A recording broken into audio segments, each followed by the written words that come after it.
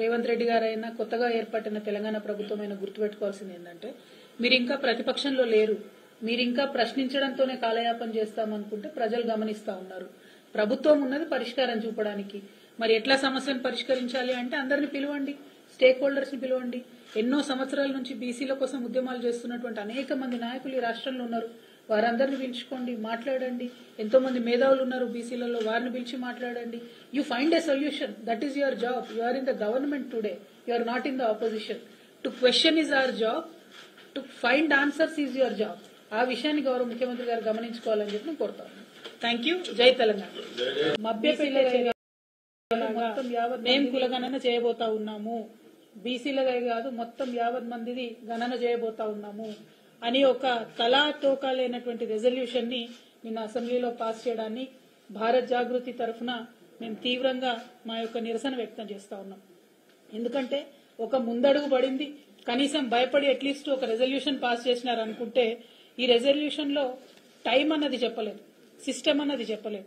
చెప్పకుండా ఎట్లా చేస్తారన్నటువంటిది ప్రభుత్వమే మరి బీసీలకు, తెలంగాణ బీసీలకు జవాబు ఇవ్వాల్సినటువంటి పరిస్థితి.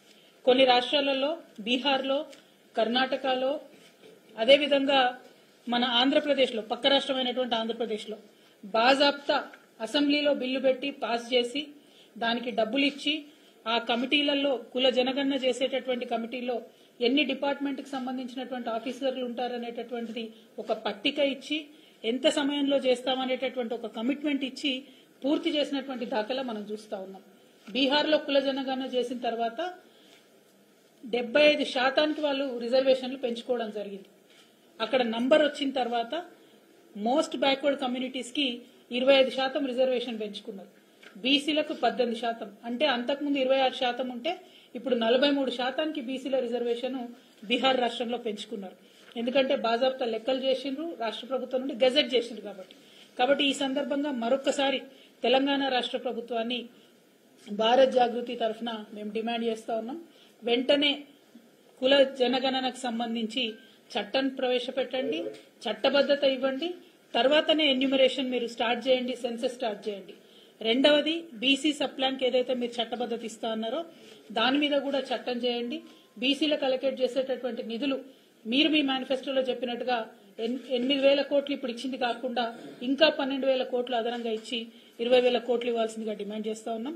మూడవది బీసీలకే కాదు దళితులకు అందరికీ ఆరాధ్య దైవమైనటువంటి జ్యోతిబా పూలే గారి విగ్రహాన్ని అసెంబ్లీలో పెట్టాలనేటటువంటి డిమాండ్ ఇంకోటి చేస్తా ఉన్నాం.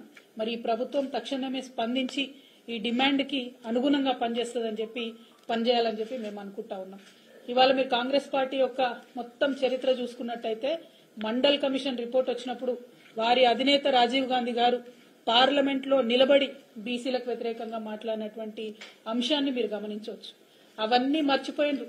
2011లో బీసీల జనగణనకు 4,900 కోట్లు ఇచ్చిండ్రు, జనగణన చేసినామని చెప్పిండ్రు. కానీ ఆ రిజల్ట్ బయట పెట్టలేనటువంటి అసక్తత కాంగ్రెస్ పార్టీదని వాళ్ళ స్పష్టంగా అర్థమైతా ఉన్నది.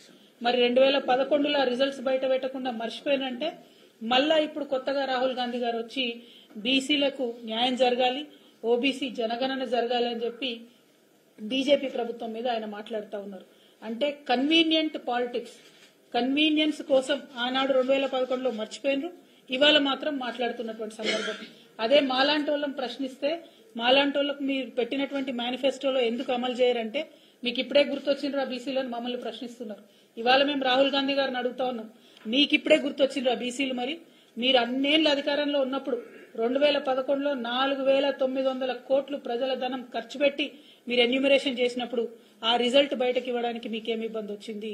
అది ఇవ్వకుండా ఇవాళ వచ్చి మాత్రం బాధ్యత లేకుండా మాట్లాడుతున్నటువంటి సందర్భాన్ని మేము తీవ్రంగా నిరసిస్తూ మరి రాష్ట్ర ప్రభుత్వం ఇచ్చినటువంటి హామీలకు కట్టుబడి ఉండాలని చెప్పి డిమాండ్ చేస్తూ యునైటెడ్ పూలే ఫ్రంట్ కన్వీనర్ గట్టు రామచంద్రరావు